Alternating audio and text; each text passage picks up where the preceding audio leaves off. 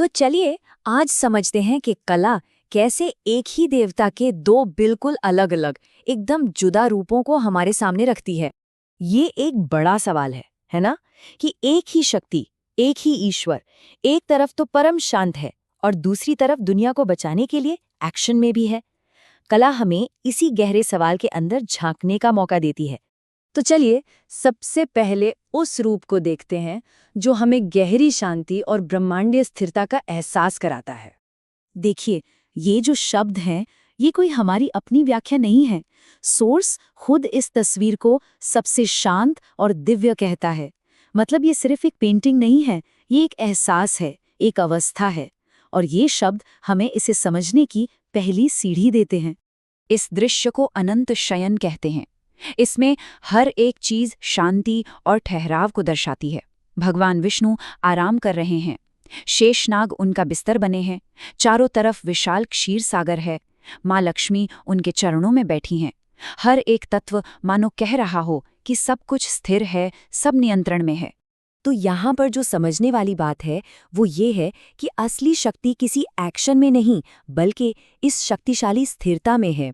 ये वो शांति है जो पूरे ब्रह्मांड को थामे हुए है। अच्छा, अब शांति से बिल्कुल अलग एक दूसरी तस्वीर की तरफ चलते हैं। एक ऐसा नज़ारा जो एक्शन, ड्रामा और एक बड़े संकट से भरा हुआ है। और यहाँ भी देखिए, शब्द ही पूरी कहानी कह देते हैं। सोर्स इसे कहता है एक्शन और कहानी वाला दृश्य।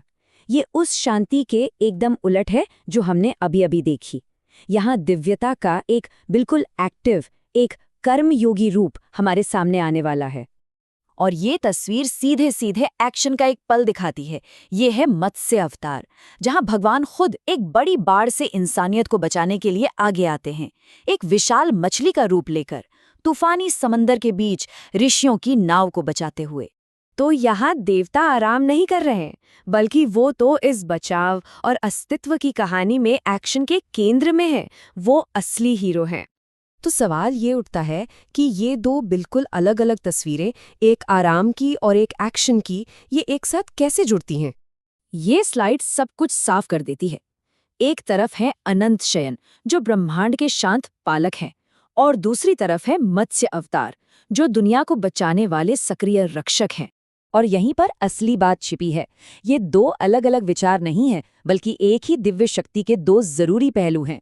एक पालनकर्ता जो पूरे ब्रह्मांड को बनाए रखता है, और दूसरा उद्धारकर्ता जो जरूरत पड़ने पर आकर बचाता भी है। तो आखिर में ये कला हमें क्या सिखाती है?